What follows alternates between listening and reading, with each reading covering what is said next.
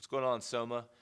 Maybe you remember me. My name is Wes Schrickel. I am the pastor of the Orchard in Starkville, and I used to come up and hang out with you guys a good bit and preach sometimes. So it's really good to be able to be part of your Sunday service, even though I'm not with you. But the topic today is anxiety, and it's something I unfortunately feel like I'm a little bit of an expert in. I want to tell you a little bit of a story. Some of you may have heard part of it before, but I want to tell you a story about when I had basically like this huge anxiety attack, and anxiety sort of took over my life.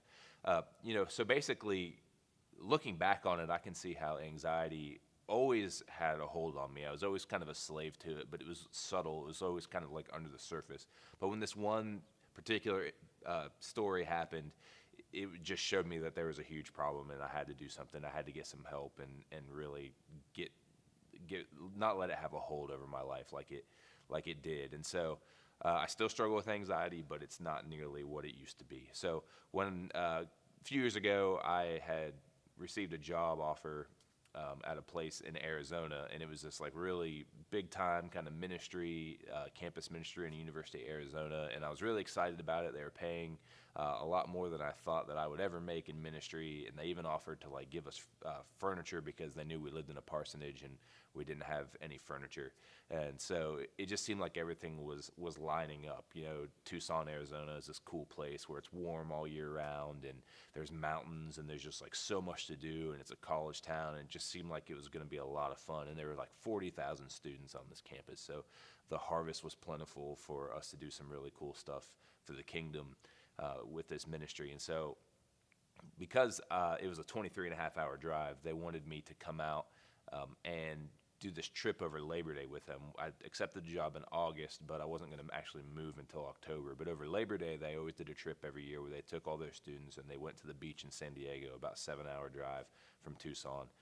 And on that trip, they just thought, hey, they could get to know their new director and all that kind of stuff of this campus ministry that I got hired for.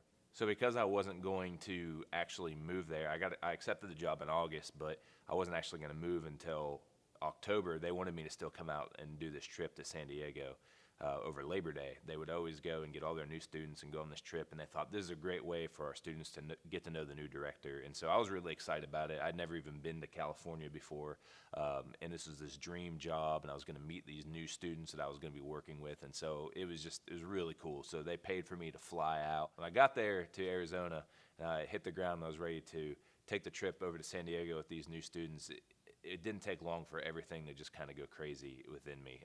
The anxiety wasn't subtle. It wasn't just worrying about some things. It was like having physical manifestations where I was having shortness of breath and chest pain, and I was like fighting back tears at all times.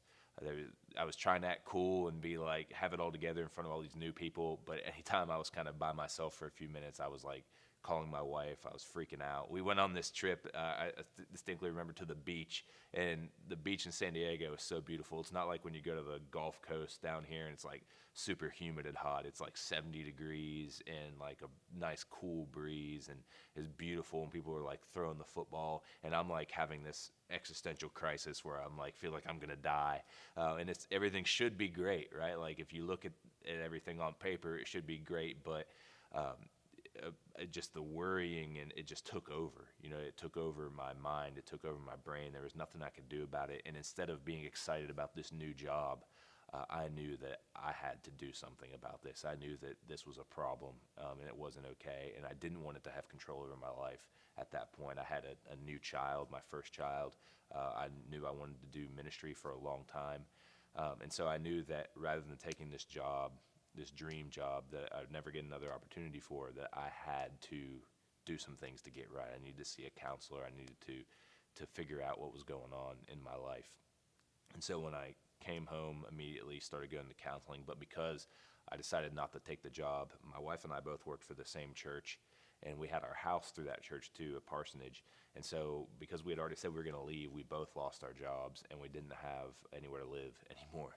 And so it was like my anxiety had completely decimated my life. But I'll tell you, during that time, I was probably the closest to God that I'd ever been, because I had stopped running from my issues. I had stopped trying to figure it out myself. I always kept thinking, well, if I just like pray more, or if I just, Christian harder, then this anxiety thing, I could get control of it. But it wasn't until I finally surrendered and admitted that I had a problem and went to talk to somebody that things actually started to change. And it wasn't until I finally said, all right, God, I'm done. There's something about anxiety and worry where you're saying, I'm trying to figure this out on my own, and that's what I had been doing. I wasn't trusting God with my life. And finally, when I had no other choice, everything else was blown up, finally, I put all my trust in him. And I had peace that went beyond understanding. I knew that even though we had nothing, that God was going to restore us and put us in a better situation than we could ever imagine. And that's actually how I ended up coming to the Orchard. And so if you struggle with this kind of thing, if anxiety is something where like you're worrying and you think it might be having a real hold on your life, then I really implore you to don't try to do it on your own. To talk to somebody, to stop running. You can't just try harder. You can't just Christian harder. You have to completely give it over and give it to Christ.